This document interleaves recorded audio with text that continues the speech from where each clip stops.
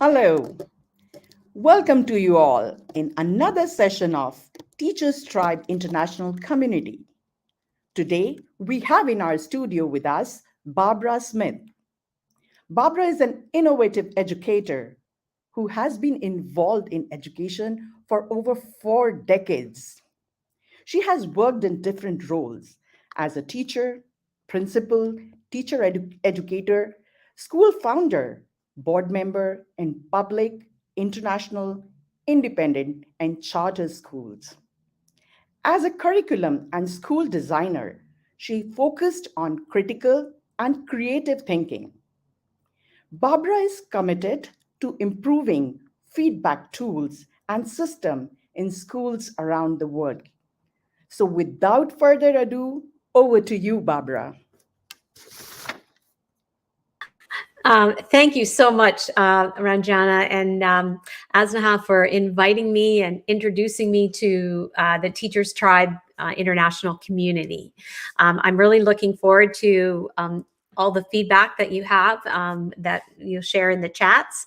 And I'll give you a sneak peek of a book that is coming out soon called Testing Tools and Systems. This presentation, I'm calling it the Test Tube because it's a place to share and discover new options for feedback and assessment.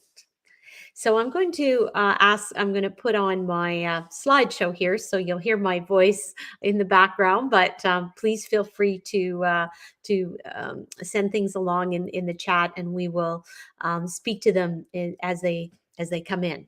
That's my hope it's going to work. So let me just share my slides. Okay.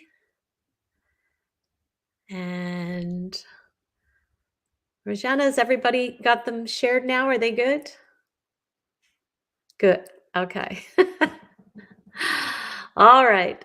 So, first slide I'm going to speak to is called New Ideas in the Wake of Two Fixed Assessment Assumptions. This is the reason why I needed to write this book. When I first was writing a book called How Much Does a Great School Cost? The chapter on assessment was almost as large as the rest of the book, and so it really did spawn this book because I didn't want to be less comprehensive about issues of assessment in schools. So the notion that people say if it isn't broken, do not fix it is based on two assumptions. One is that the system and the assessment tool that are used are not broken. That's one assumption. And the other assumption, B, is there's no need to improve assessment tools. So my hypothesis for writing the book was basically there were two parts to it. One is that many systems are broken, and because they only serve some students. If they served all of the students well, then there'd be nothing to worry about in terms of fixing.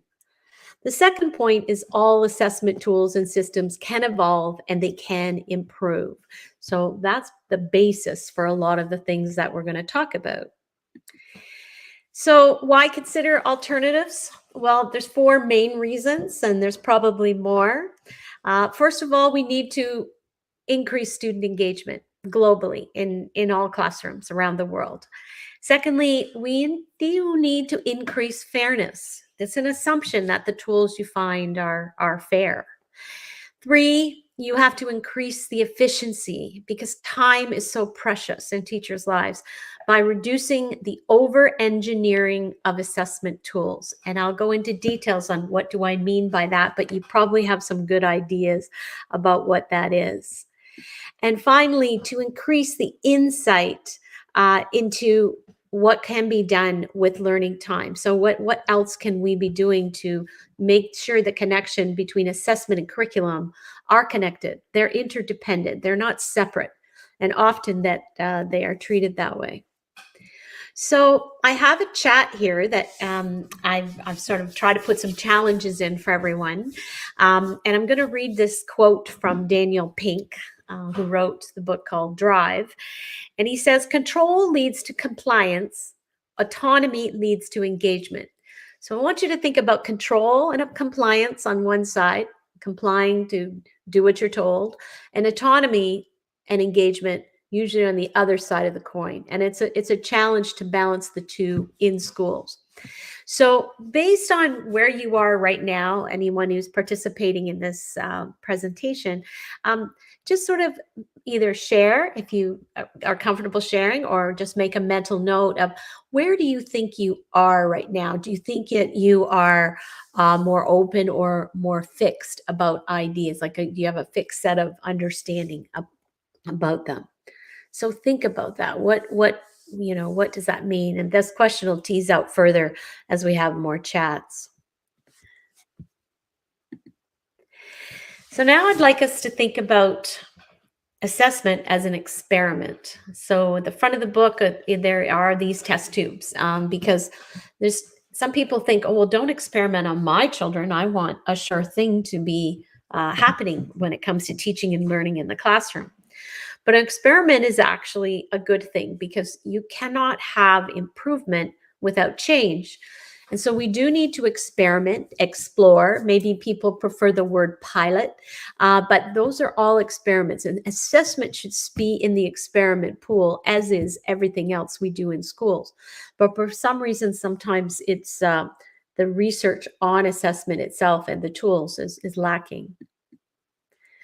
So what does the research say? And I'm not going to read every one of these points. And if you want to expand your view, you'll be able to see this a little clearer. But on one side, there are actual things we know about learning that hinder the process of learning. So time test is a hindrance. We always say, oh, we always teach to the child. We go to where they're at. We teach, but then we turn around and give them a time test at a certain point in time, even if their birthdays range in 12 different months of the year. So that does hinder learning. And it also takes up an enormous amount of time that you could be teaching. So trying to find a balance of what we do with standardized tests and so on really needs to be revisited in many cases. The idea of deficit focus, like what you don't know versus what you do know, is something that I think is important. And the idea that homework should be graded, that's another question that the research really doesn't support. And probably the last point on that one list of the hindrance list is where it talks about averaging grades. So if you look and say someone in math got a B and they got A+ in geometry, but they got a C in algebra, why are we averaging those two things and saying that they're a B-level math student? And so now when you talk about what are the specific standards and how are they demonstrating what they know in those standards, it can be much better than these big groupings, because now subjects are much bigger than they were over a century ago when they first were established. So it is time to rethink what is the curriculum that is being assessed. Now, on the other side, there's lists of things that, we talk about usually on the curriculum side of things. But the research is saying this is how people are more engaged, and this is how people learn better when they have these kinds of qualities. And I'm going to go right to near the bottom where it says authenticity. And I'm writing another book right now. I'm just in the middle of it, called Write to be Read. And it's about teaching writing. And we have them go through exercises and activities and just do a prompt every day. And sometimes what's happening is it's not authentic. No one else is reading it but the teacher and the child to a lesser degree sometimes than the teacher. So authenticity plays a big role if you really want to dig deep when it comes to learning. And I know many of you may be from IB schools, and that's my children all went to IB schools. And the reason I wanted them there was because they were given and expected to go deep on a lot of things. So some of the things on the right-hand side, may seem very, you might take them for granted, but there's a lot of school systems in the world that just don't allow for all of those things to happen, and goal setting and all sorts of things when it comes down to co-constructing success criteria.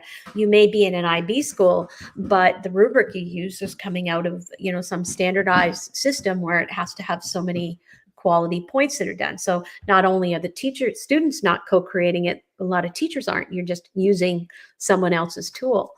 And someone else who made the tool was not the teacher in that classroom. So that's, I'm just going to say a few things about that now, but then I'll keep going.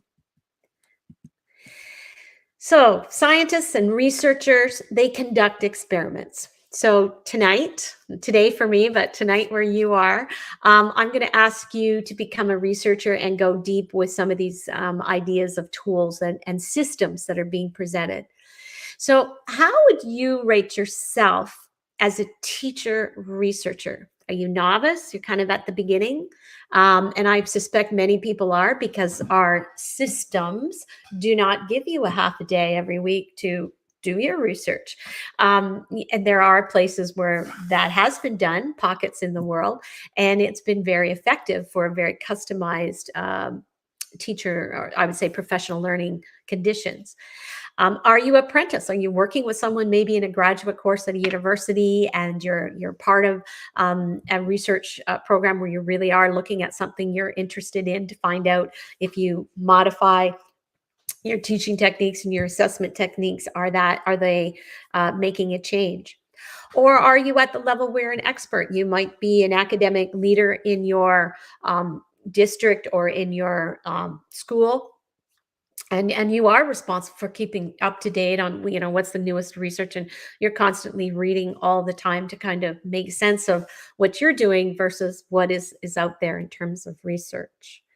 So challenge chat, just put in the back of your mind where you right now, because you'll be looking at this presentation from different points of view depending on where you're at. So I'm going to be talking about the book. It introduces a comprehensive school assessment system. Okay, that's important because usually we deal with standardized testing, reporting tools that we use, report cards, or whatever systems we do to communicate, or with portfolios perhaps, the classroom grading, what you do in there. We always deal with these things in isolation, like isolated silos.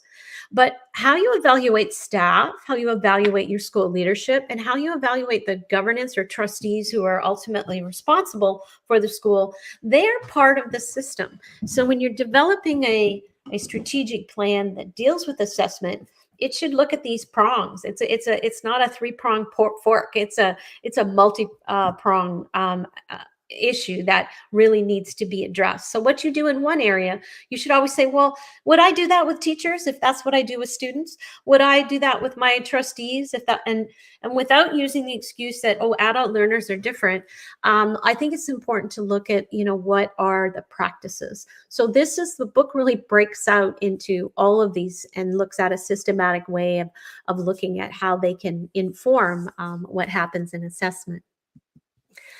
So I'm just going to throw out a couple of graphics here about standardized testing. Robert Schaefer has written enormous, wonderful materials when it comes to leadership in schools.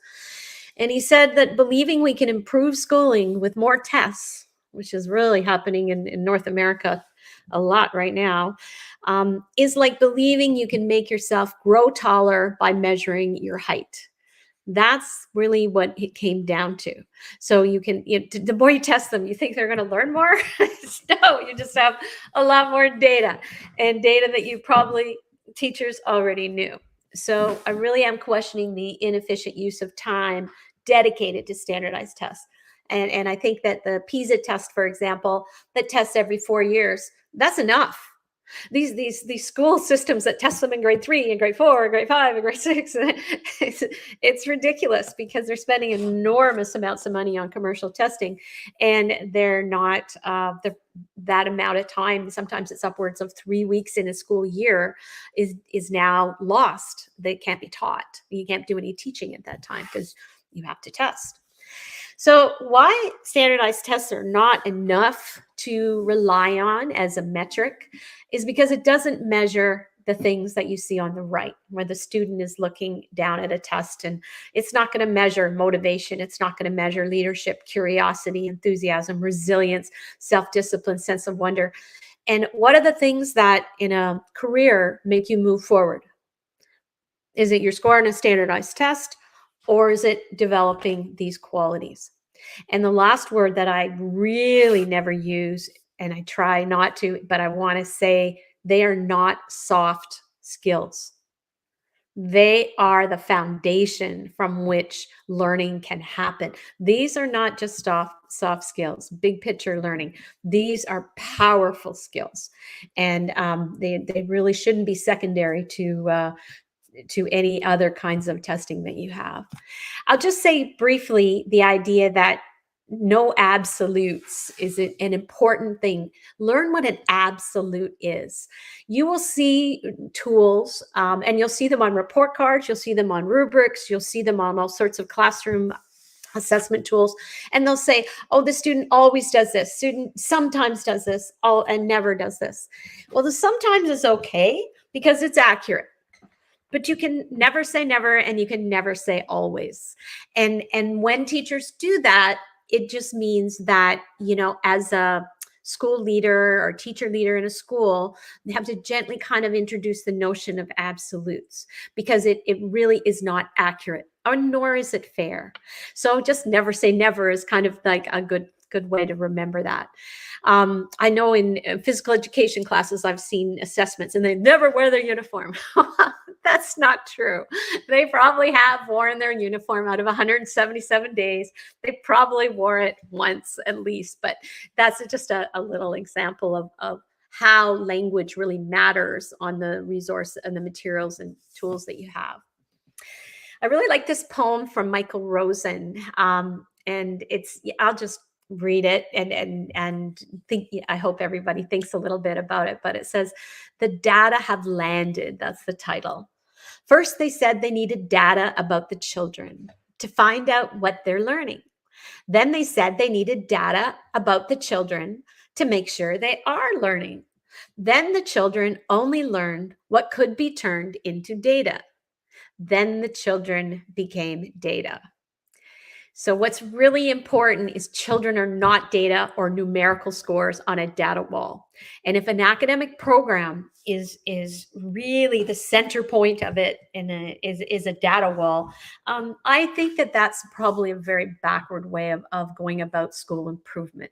But that's, again, you're going to hear some of my perceptions, but data walls are a big deal if you test all the time, you got to put the data somewhere and make it have status.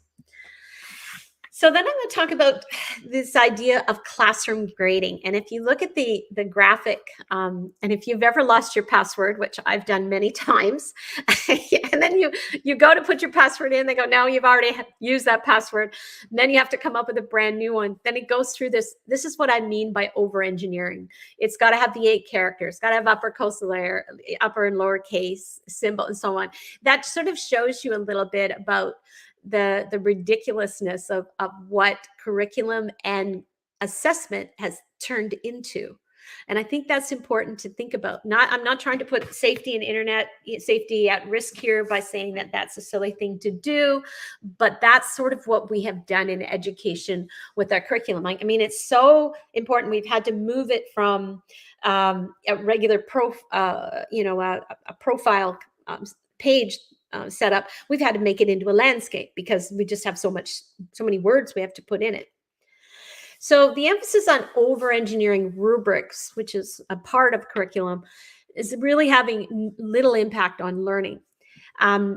Because learning really hasn't changed that much. And that's the reason we can say that. There have been no studies that prove that these rubrics that are really wordy, that repeat so many words in them, are effective. Like, there are none. We just do them because somebody gave them to us and we trusted the person who gave it to us, and we do them.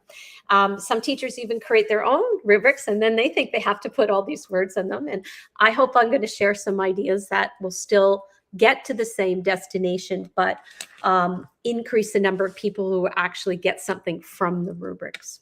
And some studies that I've done personally have been able to demonstrate that with what the students' responses have been. The more choices for deviating a grade, then I'm going to spend some time here, the more subjective and less trustworthy the feedback. And I know that in IB, you have a 7-tiered system. I know in many places around the world, they have 4-tier systems, like everybody gets in a quadrant. But I question some of that. I especially question the fact that they make so much room for things that are not meeting a mastery level. And when I speak to mastery level, I really look at a B standard, or at least 80% of what's going on. And that means you can apply it, but may not apply it consistently. So I really think there's room for us to say, why don't we just collapse the C's, the D's, and the F's and call them not yet, or a question mark. It's there's no evidence of that in the work, because there's so much wasted time, because a C and a D and an F are all perceived the same way by students. They know that the students that are succeeding are getting the A's and the B's. And it also gives us a chance to say, if you do have some elements of things that you're working on that are not meeting a B level, then it's not going to go away. It's going to be on that bucket list, not just for the student, but for the teacher. So the goal is getting everyone to have that deeper understanding.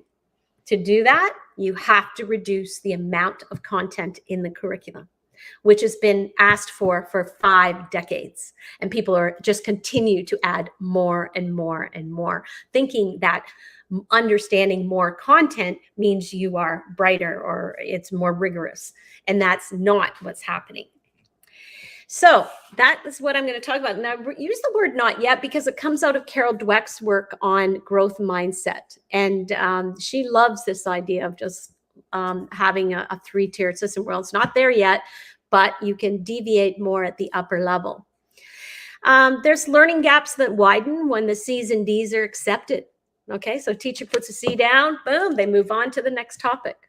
That's where the gaps start happening, especially in math. They don't have fractions down and they have to learn algebra, but they got their C in fractions in grade 5. But they're expected to understand the concepts that are part of algebra in grade 6, and yet they got their C and they moved on. Well, if it was really the C was something they had to continue working on, then you're allowed to differentiate your instruction. So rubrics also need to have student self-assessment built in. Not necessarily the big page with all the big words on it, duplicated so the student does theirs and then the teacher does theirs. I'll show you some examples of how that can look. So here's an example of a rubric that's been revised to make it very clear what the expectations are. Okay, and this is a piece of writing for a free-form poem. So this might be grade 7 or 8, middle school age students. So these are the qualities that you give to them before they even start their activity. And then on the one side, the students are using it as a guide. So when they go through and they're self-assessing and say, wow, I don't really have 6 powerful adjectives, I'm going to go back through my piece of writing and make sure that I do. So they do a lot of work and they take a lot of responsibility for the rubric in this kind of format, as opposed to the traditional format where you would say, the title is somewhat creative. The title is, it's developing a creative style, and then, oh, it's a creative title. Like, this is something that, is there some evidence of some of these criteria or not? And then when the piece of work has been drafted and then all of this has been handed in to the teacher, then the teacher can look at the process, not just the final product. And then the teacher can assess. What's really important is the dialogue that they have, because this is a good tool for the conferencing. So the teacher really focus on where do they see things that are different. Okay, and in many cases, sometimes the students will not give themselves enough credit for something. The teacher will help point it out for them where it was. Or they may have, there's not yet, and the student may be able to demonstrate and argue that they did have some of these things in it. Therefore, they're being empowered and taking responsibility for their learning. So I call this an interactive rubric, and again, it's gives you that sample that I said. The same thing can happen with younger children. You don't need as many words. You don't need to have as many criteria. It just depends what you're looking for. If you look at the top, I sometimes use A as there's ample evidence of something. S if there's some evidence, and then not Y and Y. So don't even have to use A's and B's or ones and twos. I thought this was a couple of things that I found that students' comments to make us think.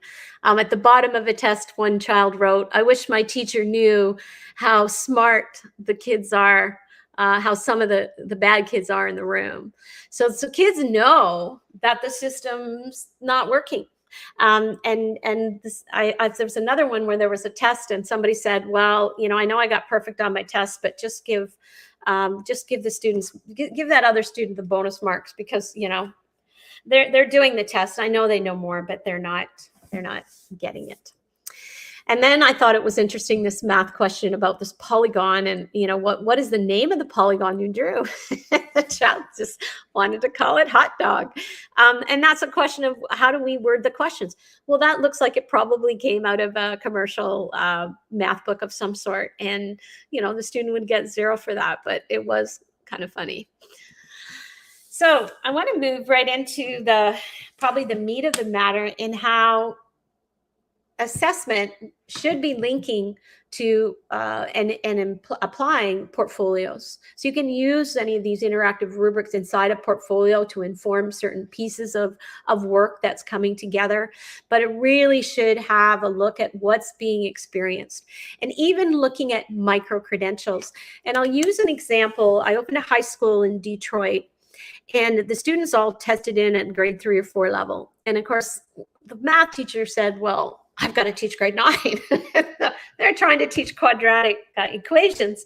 And these kids couldn't do, they couldn't subtract and so on. There were a lot of basic operations they couldn't do. And I said, well, we have to create new courses in grade 9. Like it has to be a different course than what the Department of Education is saying all grade 9 students do, because they have to get all of this work that hasn't built as a foundation in place.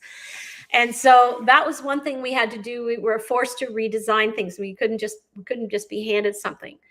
And the other thing we did is we said, well, biology was really important, and it's a grade 12 course. And why don't we split it up into 2 micro-credential courses? We had to get special permission because you can't just do anything you want with a credit.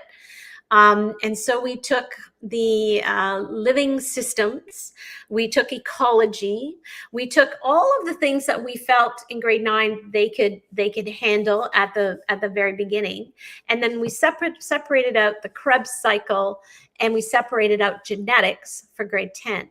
So we split the grade 12 course over 2 years, but over 2 years they did double the amount of time. But we had to justify why. This is completely all differentiated. But then they got their credit. But would they have lasted to grade 12 in the system? Because this was in a very impoverished area, and there was a lot of kids who just dropped out of school. But here they already had a grade 12 credit by the end of grade 10. So we really looked at how we can assess and reduce the amount of stuff so they can go deeper. And this was one example of what we did. So the 21st century options to industrial ranking feedback systems are a problem. Okay, we want to have 21st century options. What we're doing is still something that was established 100 years ago. We need to move from knowledge to powerful, authentic, and applied experiences. There are schools that sort of separate out academia and applied learning. So they may take industrial arts courses and other courses in an applied system. And they're saying that kids that are not as strong must go into the applied programs. Well, the problem is if you're just teaching everything theoretical and you don't have any practical application, then it's meaningless. So there is something about that applied program that needs to come back into academia. And that's where now that's worth bringing back in. If you bring something back in, what do you have to take away so you can have deeper learning? We need to move knowledge acquisition, which is really the big focus, the first dots that are all disconnected in the image, to experience. And then you need to get to that level of creativity. What are they doing with what they know? And that's where portfolios can shape the direction of where they're going to document that experiential learning. So an example of what might be in a portfolio, what they can document, they might document apprenticeship experiences when engaged in the world of work, okay? So again, making room so they can get out and do some learning in a career field. And a sentence kind of starter and finisher that you could use is, I felt more expert at blank when blank. That could turn into a big, big description. Could be 4 or 5 sentences to describe when that happened. But get them to understand that Gladwell says you need to do 10,000 hours of something to become an expert at it. So now, I've been in education for over 40 years. I guess I get to say I'm an expert, but it's not enough just to put time in. You actually have to make stuff, make meaning with what you're doing. So the trial and error steps taken in a laboratory or studio to design something, that's, when students are doing that, now you're really talking about creating memories that are going to matter for them in the future. They may be writing reflections, poetry, images. It doesn't always have to be prose. Plans, artifacts from peer teaching interactions. Boy, the research on peer teaching is very powerful. And capture deep learning and habits of mind, exhibits and inquiry-based learning. So portfolios, like you get to design them. It's not like, oh, can I have a copy of one? What's it look like? What do you want them to learn, and how do you want them to reveal their artifacts and their evidence of learning? And they can help you create them too. So here's an example. Apply for a patent. Often kids will design something, maybe a Rube Goldberg machine, where this machine does all these really fun things, and then it has a function at the end that's very helpful. Well, do you go the extra step and get them to look at what's involved in creating a patent? Very meaningful, very authentic, and look at all the things that the patent can bring you. They're learning about law, they're learning about contracts, they're learning about application, property. Where is it going to be designed, and so on. These shows called Dragon's Den or Shark Tank, they really give schools an opportunity to take a good look at how can we apply some of those practices in our programs. So peer teaching, as I mentioned, why is it so important? Well, take a look. Glasser he said this in the 80s. So this is now more than 40 years old. That we only learn by 10% of what we read. Yet most schools, even IB schools, put enormous amount of attention on the written text, not necessarily what's being read or what's being spoken about or what's being taught to others. And that's where the system makes it difficult to have these kinds of opportunities for assessment, because the system doesn't say a grade 2 class can line up with a grade 6 class. They have 2 different schedules. But if learning is really, really important, they should be aligned.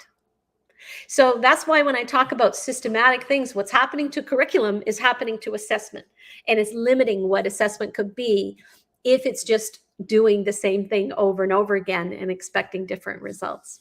So schools, when I see IT buddies, when I do school accreditations or learning buddies, reading buddies, writing buddies, I'm like, yes, they're already off to an incredible start. I'm like, yes, that should be, I look for that in a school, because I know all of these things are going to happen. Even if they're not being assessed, at least they're going to be learning by teaching. And that's how we learn. When we teach something, that's why teachers talk so much. They really learn it. And so that's why the research on talk, Flanders said years ago, I think it was in the 70s, early 70s, he said, you've got to change who's doing the talking in the classroom. Right now you've got a 70-30 split where the teacher talks 70 and the kids may talk 30. And you got to actually flip that, because the person who talks the most, because talks the closest thing to thought, is learning the most.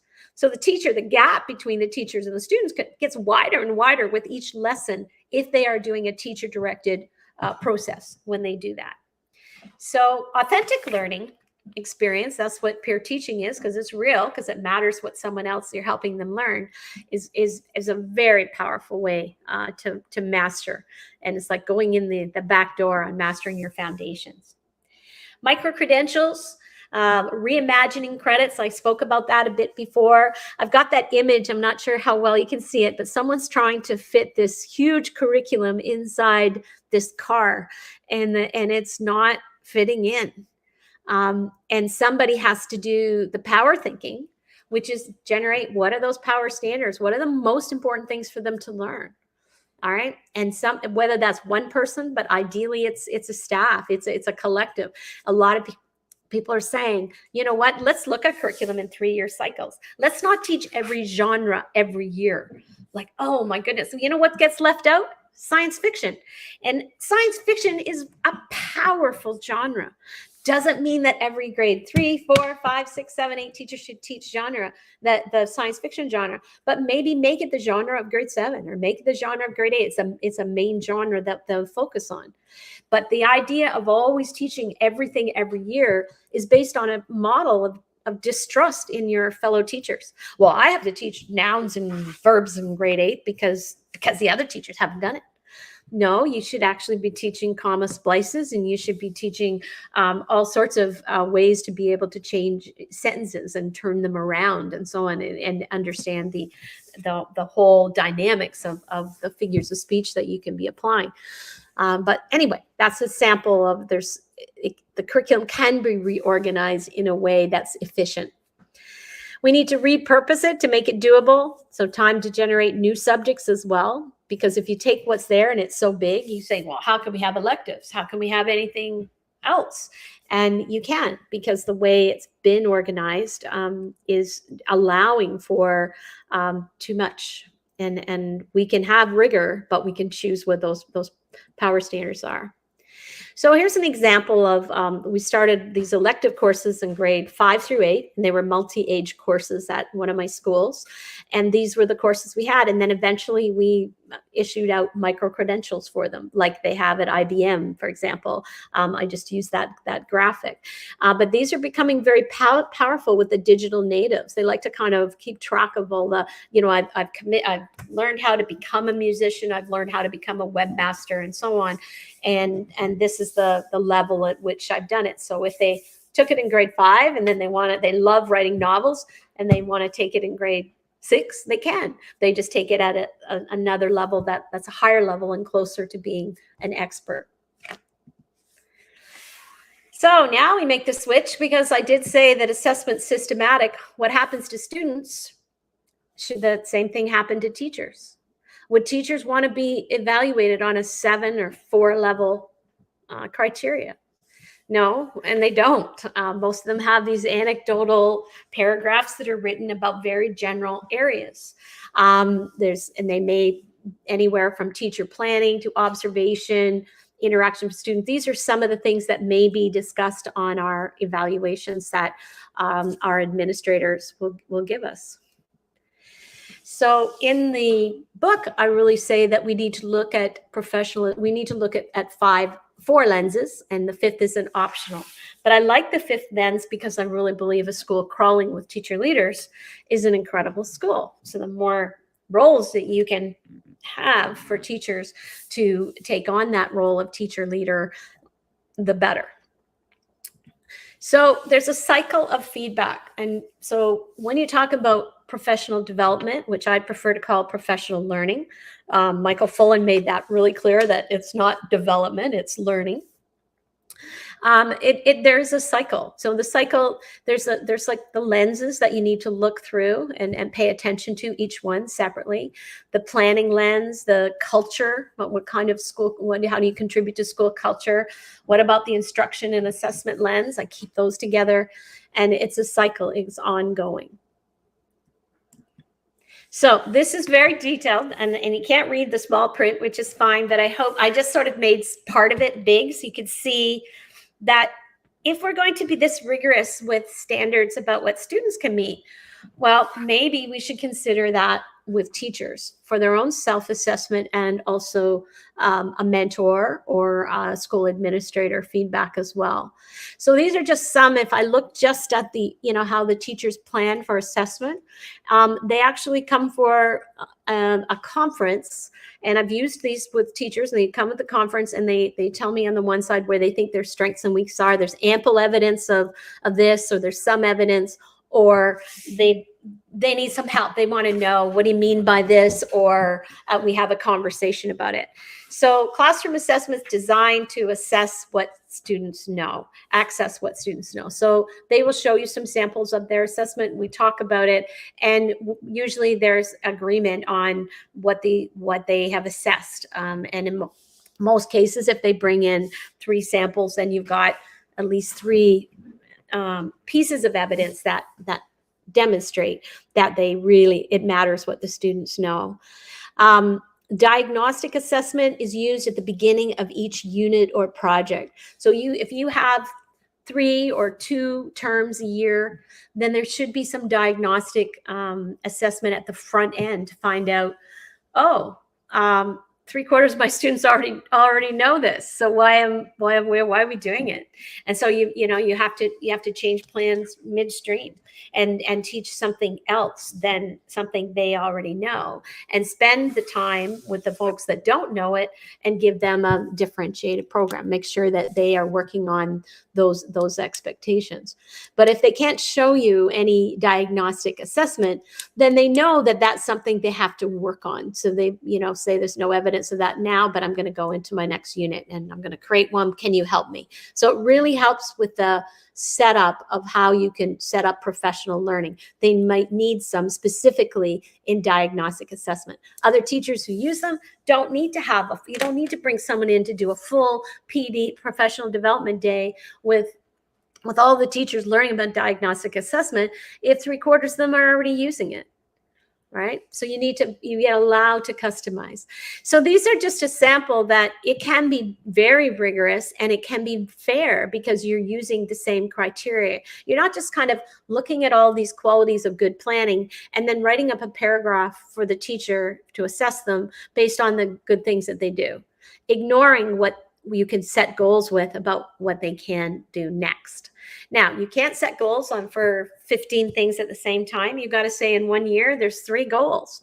So this is just the one page that is in the book on planning. There's a page on professionalism, and this is a sample of part of that page. So you see at the top, is there ample evidence? Is it progressing? It's not yet there. So if we look at the critical and creative thinking, is the teacher open to learning about and implementing new teaching practices? Well, the question in the conference is, well, tell me what you're doing. What's the evidence that you're open to that? What have you done to demonstrate that you are open about it? The next one is very interesting. Engages in action research to enhance teaching and learning outcomes. Many teachers don't have the time, as I mentioned earlier. If you need half a day to really get into doing your action research and you don't have that, then sometimes I might say NA, because I'm not able as a principal to provide that for them. But I look and say, if that's something they want to do, then I'm going to make sure that in a 3-year cycle that I'm providing time for them at some point to explore the power of action research. So if they find out that spelling dictations every Friday, if they're so committed to that, even though there's not much research to support it, if they do some action research and they find some research to support it with their particular students, then I'm going to pay attention to that. It's not just going to be, oh, this is what I think. Now you've got student voices entering into it when they're doing their action research and collecting how did the students respond. I'd love to see more action research on the use of rubrics. That would be awesome. Anyhow, so you get an idea that if we're going to expect very specific expectations from students, then we need to be able to say that ourselves. And I would not say to a teacher that I'm going to give you a score of 85%. I wouldn't, because I would be inaccurate. I would be assuming that it was accurate. But I can say to a teacher in a very specific way, if they're not doing any action research, that I have not seen the evidence yet, which means I still expect to see that in the next 3 years. You're going to do some. You're going to do some collaboratively with someone else. You're going to do something in that area so that you're not going to leave out that quality of best teaching. Now, where does all these criteria come from? They come from the research on teaching and learning. They come from peer-reviewed research on teaching and learning. And it's always been there, but the expectation of applying the research has not. It's been actually for trying to keep a culture happy. We just, write about what they do know and what they are doing and describing what's going on, rather than using that to set goals to say, professional learning, we're going to find out based on this. So it's very lengthy, but again, it's very much like there was a lot of work done by Darling Hammond in the area of teacher development out of Stanford. And also there was a lot of work by Charlotte Danielson, and she wrote about effective teaching, and it goes on and on and on, but it was being able to take a lot of work that was out there and collapse it again and make it less dense, because they would do it and put it in the rubric style, or you'd have it said 4 times, and all the difference was the word some. So this again gives a similar kind of systematic approach to it. So what about the school leader? Yes, if you're going to expect this from teachers, you're going to expect it from students, then you should expect accountability and very specific expectations for school leaders. So some of the ones that you would say, yes, that makes sense. Now, reports regularly to the superintendent board. That sounds like, oh, well, they just have a little chat. Well, that's probably not the case. I mean, I've been in a superintendent role, and I expect a lot from my principals when I want to report. And maybe I, was in a for too many reports, but I would send them back usually with a lot of questions saying, what about this and that? So just that one quality doesn't sound like a lot, but it is.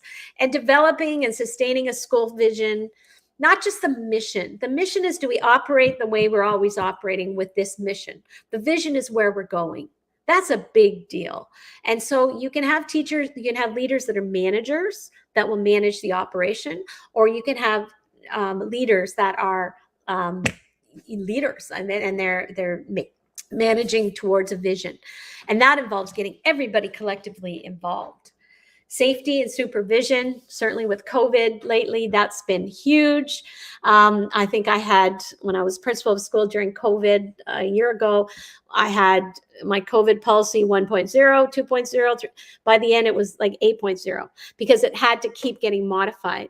Now, to help with that, because communication with families constantly is important, I would just highlight what was different in each document, so it helped the families not read through 20 pages of 10 font detailing of policies for legal reasons, but also that was very important to be so transparent about with our communities. So legislative requirements, so different states, different countries, different jurisdictions have different ways to make sure that the schools are meeting accreditation. Now, it would be great if there were more leaders in those institutions than managers. That would really help everyone out. That's definitely coming out of my How Much Does a Great School Cost book. But again, that's where, where you can hit a lot of gatekeepers, and you need to have people who are bold enough to make the changes happening. Because instead of talking about why kids aren't engaged, we need to do something about it. Leads to the school improvement plan. So there always isn't a plan. It's always ongoing. What's next? What do we improve next? That's big. And I don't really have strategic plans. I just have school improvement plans. There's no point in doing 2 of those things. They're connected. So just one, like trying to reduce the work and make it easy for people to see. But as you can see, the principal is going to say, I've got ample evidence of these things, or I don't. And then the principal sets their goals. There are 3 goals a year. I'm really going to work harder on, the school calendar, getting more input from, the administrative team and establishing it and so on. So these are things. A lot of principals will know the value of doing student surveys or community surveys, family surveys. And they sometimes do little quick things, like a little quick exit ticket, but they don't necessarily, go deep and ask some really detailed questions. They kind of go through the motion, say, yeah, I got input. But that may be one year. I remember I had 2 children and they were both under 5 and I couldn't do that well. And I said, I'm going to do that next year better. But to expect it every year was too much. So you have to look at a lot of these expectations over a 3-year cycle, not necessarily something you're going to do overnight. Now I'm getting to the end. Governance, trustees. Oh, I love this quote. I just sent it to some guy who was on Twitter who's running for trustee election in Canada. So I'm curious to hear what he's going to say back. But this one says, lack of leadership is a frequently discussed topic in many school districts. Usually they talk about the principal or the superintendent.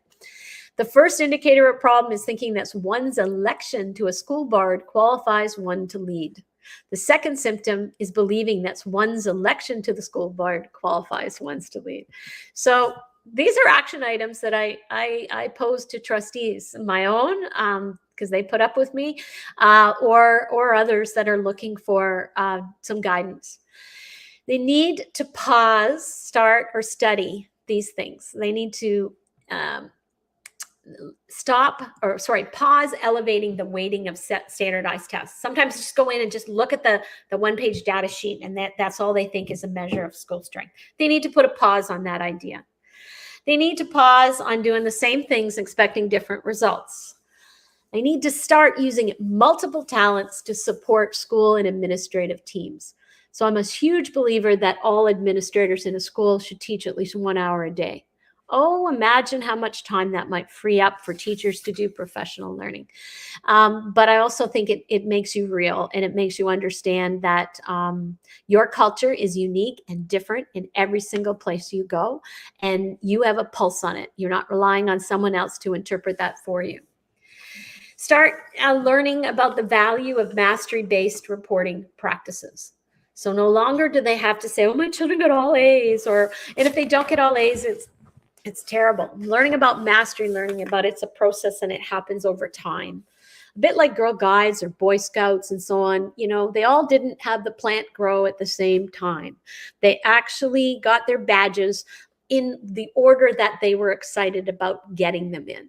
And we need to look at power of those kinds of experiences. Those kids remember all of those activities. They had to get an adult to sign off that it actually happened.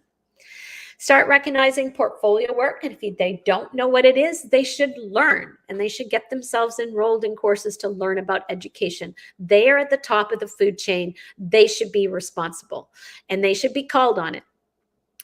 They should start paying attention to the value of extracurricular, volunteer, and internship experiences. They really need to know that schools that are doing this are pumping out a much better quality graduate than those who don't. And that's in college, in life, and the world of work. They need to study various accreditation systems. So if you're getting IB accreditation, it's a rigorous process, but also find out about what other international kinds of accreditations exist and what are their standards. How are they different than ours? These guys should be comparing. What about middle states accreditation? What about the national independent school accreditations in the US or in Canada? They're powerful, and they are all building their standards based on research. So don't get plugged into a hole to say this is the only place we can go to find out how we can professionally learn. And they need to study educational books, articles, websites. A great one that's easy to read for trustees, because that's important, because there's a lot of jargon in education, is the website Mindshift. It does talk about bold and creative places that schools should go. So I'm getting towards the end. So thanks for everybody listening. I hope we'll get a good conversation going on. But I want you to think about this challenge. What evidence demonstrates these values from all stakeholders? So if you start from the students, how much are they there's a focus on remembering versus creating. The same thing for teachers. What are teachers allowed to feel the autonomy doing? Can they create their own report cards collectively? Can they generate their own rubrics? Are they allowed? Are they allowed to create their own pacing guides? So if you want them to only remember and apply, that's kind of the lower levels of thinking here, then their sense of owning the profession diminishes. And another book that's coming out this fall I've written is on teacher shortages. So I speak a lot about that in that book, and how schools can be redesigned and repurposed and rebudgeted so that we can afford to make them places where teachers are really pumped about their profession. So much so that a lot of young people will say, hey, I want to be a teacher. So I thought this was kind of fun. Because usually where innovation goes is through bureaucracy. So I thought you might laugh at this. They always have a vacancy with the manager of new growth ideas, but you could have a director of paralysis, rigidity, bureaucracy, onerous reporting. Oh, that's really good. We do actually, that's quite a reality. VP of no, status quo, and stay the course. And of course, when your manager is chief idea killer, they're not a leader. And so we got to really, what would that chart of the future be in schools that really engage all the people that are there. So the final chat after this discussion, you've got novice level. Do you need to still seek further questions and study more about assessment policy possibilities? I hope so. Apprentice, are you inspired to collaborate with some experts to design some new tools and systems? Or are you expert? Are you ready to, take outlier ideas and let them inform the teaching practice and educational systems? So hopefully when you teach, and I hope I did some teaching in the middle of all this, that it's moved you to a stronger sense of wanting to be a novice about assessment and feeling more inspired to be an apprentice. And if you have the responsibilities to establish academic programs, then yeah, expertise is a tall order, and it's just ongoing. I definitely feel it's a good thing to do. How do your actions promote old school or new school or both? This is much like that one we looked at the front end, but this is how the 20th century, they compare with 21st century. You've probably seen that, facts memorization versus higher level order thinking, passive learning versus active learning, and so on. So these are all slides that I'm happy to share with anybody if you want to use them for in your schools. And this is just a sample of some of the books that I'm selling. So I'm not really here to promote the books in this sense, but I really am excited to be able to talk about what did you hear when I presented today. I'll stop there. So this was really an informative session for me, Barbara. I have some very good takeaways from today's session. I loved the quote and a poem which you shared about students, and I love the part, children are not data or numerical scores on a data wall. I really loved it. And yes, I completely agree with you that students peer teaching works well, and we should include more and more self-assessment in rubrics, so that children are able to assess themselves and they can take ownership of their own assessment. So you really shared some wonderful techniques, some strategies, and I'm sure our viewers would benefit from using these. um, I really thank you so much for this talk, for this session. um, 1 second, I just would like to share your certificate. Mhm.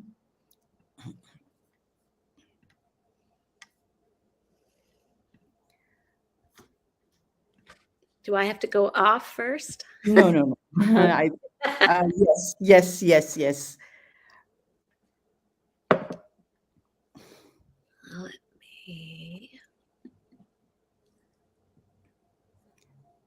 And I have posted the link for the exit task for viewers, for listeners. They can, okay, there is a problem with the, sorry, I'll share it again.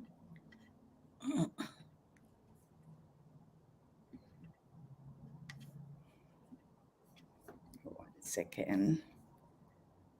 I'm somehow not able to share upload file.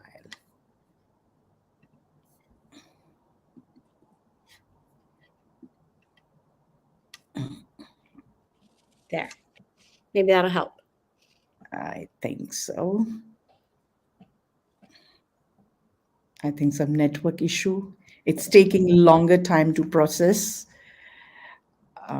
We will be sharing your certificate with you, and it will be posted on LinkedIn as well. And something is not right, and I'm not able to. Okay, add to stream. Here it goes.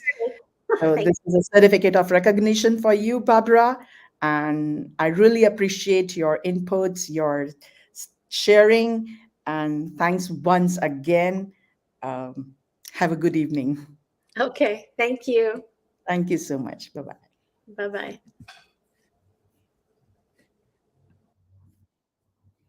And with this, we end our today's session. Thank you, everyone.